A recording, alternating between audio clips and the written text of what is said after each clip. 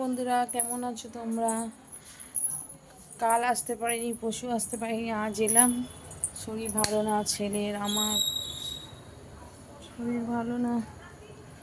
সেই শুক্রবার থেকে ছেলে পড়া কামাই করেছে। শুক্রবার গেছে, রোববার দিন ছুটি থাকে, সোম মঙ্গল আজকে গেল পড়তে।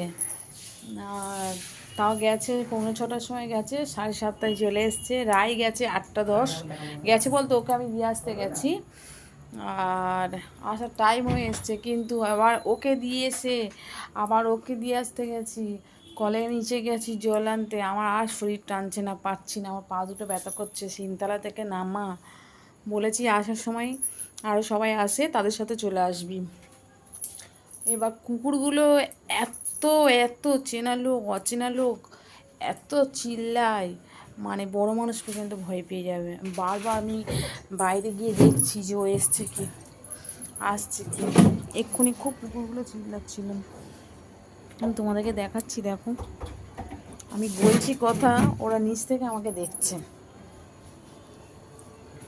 দেখো দেখতে পাচ্ছ? আমি জুম করে দেখাচ্ছি, দেখতে পাবে কি বলতে পারছি না আমি। দেখো কতগুলো, এখানে দুখানা রয়েছে, আরও আছে। এই দিক থেকে ছুটে আসছে, ওদিক থেকে ছুটে আসবে, আর মানুষ ভয় পেয়ে যাবে।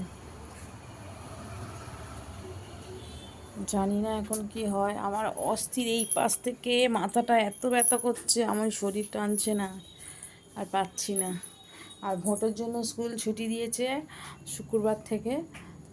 শুক্রবার দিন স্কুল খুলবে, পুরো পাক্কা 1 সপ্তাহ ছুটি দিয়েছে। আরে বাথরুমে লাইট জ্বেলে রেখেছিস? শোনে,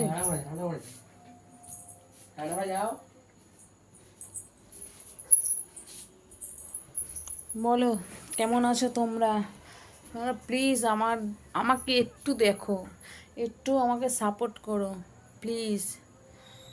একটা সাবস্ক্রাইব, একটা লাইক, আমি তোমাদের কাছে এটাই চাইছি। আমি চাই, সত্যি কথা বলতে, ইউটিউবে বলে যে এই হয় ওই হয় সেই হয়, কী হয় আমি জানি না। ওই বাইরে বেরোলে লোক যেন বলে দিদি তোমার ভিডিওটা আমি দেখি, দিদি তোমার ভিডিওটা আমি দেখি। আমার এটা খুব আমি মিস করি। আমি অন্য কারোর যখন ব্লগ দেখি, তাদের সাথে লোক রাস্তায় দেখা হলেই বলে তোমার ব্লগটা দেখি খুব ভালো লাগে। আমি ওইটা মিস করি, খুব মিস করি। আমাকে বলেছিল, আমি এতে গেছিলাম, কোথায় রে বাবা, পৈলান, পৈলাইন মন্দিরে গেছিলাম।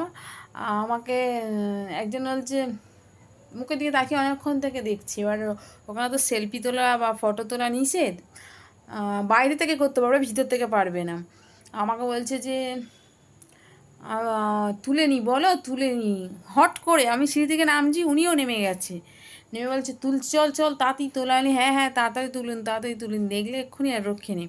আচ্ছা দেখলে তো আমি ফোনটা দিয়ে দেবো আপনাকে, বলবো ফোনটা আপনার। আরে আচ্ছা ঠিক আছে, তাতেই আপনি খুশি? বলছে হ্যাঁ। মহিলা দুজন, আর তাদের সাথেও আছে, ওনারা একটু বয়স্ক হবে। ঠিক আছে, তাতেই আমি খুশি। আবার যখন সেলফিটা তুলে চলে আসে, তখন আমরাও চলে এসেছি, ভিড় হয় তো খুব, আমিও চলে আসছি, আমরা অনেকটাই পিছিয়ে এসেছি। এসে আমরা আবার তুলছি সেলফি ফটো। বলছে যে তোমাকে না এরম করে, ঠিক এমন করে বলছে, তোমাকে না কোথায় আমি দেখেছি, কোথায় তোমাকে দেখেছি আমাকে।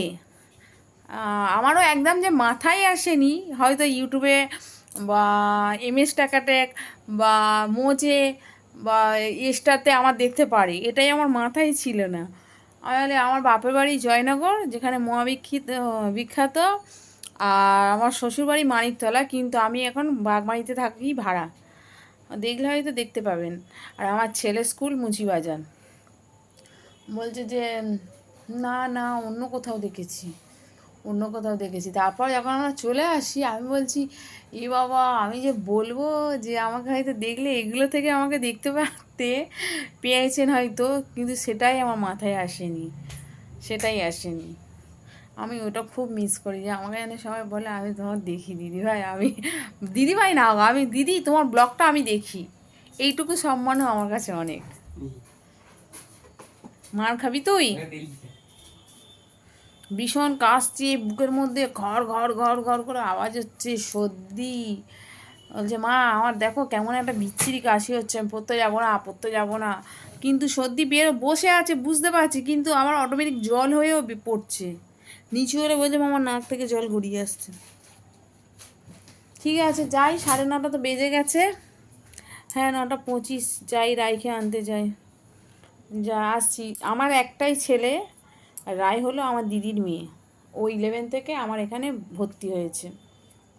আমার ছেলের স্কুলের নাম সারদা প্রসাদ বয়েজ, আর ওর স্কুলের নাম সারদা প্রসাদ ফর গার্লস। ওর ফরটা আছে গার্লস। তা এখন ওরও স্কুল ছুটি, ছেলেরও ছুটি। শুক্রবার থেকে আরম্ভ হবে। ভাবছি একটু বাপের বাড়িতে যাবো, অনেক দিন যাইনি। আজ যাবো কাল যাবো, কিন্তু আমার কোচিংটা কামাই হবে, এটা আবার ভাবছি।